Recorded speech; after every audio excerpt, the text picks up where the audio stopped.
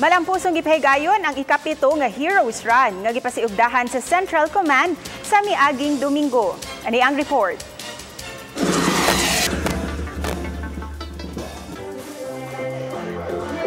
Sayo pa lang sa buntag, tagsa-tagsa nang nangandam ang mga misalmot sa 7th Heroes Run 2018 sa Camp Lapu-Lapu.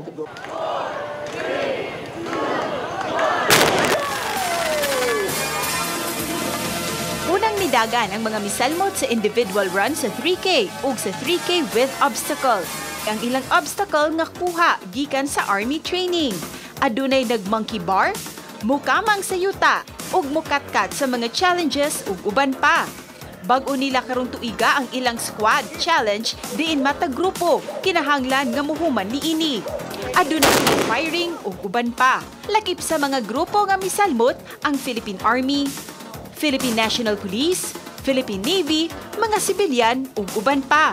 Tumong nila karong tuiga nga matabangan ang mga pamilya ug ang mga nailo nga mga anak sa mga sundalo nga napatay sa gubat sa Marawi.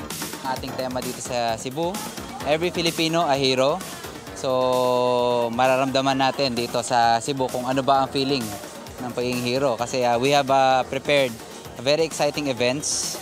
It is only uniquely conducted here. With this activity, we would be able to raise awareness among the Visayans on the plight of our living heroes and help raise funds that would benefit the dependents of soldiers killed and wounded. Usa kini ka simultaneous event nga dungang gipahigayon sa moabot sa 18 ka mga command center sa tibuok nasod.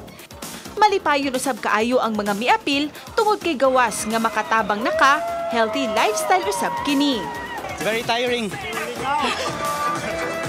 It's worth it. Masaya, exciting, saka maraming tao kasi. Enjoy ba?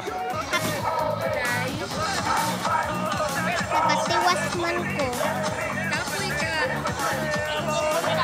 Uban ni Demi Hernani, Cecil Kibod Castro, Balitang Bisdak.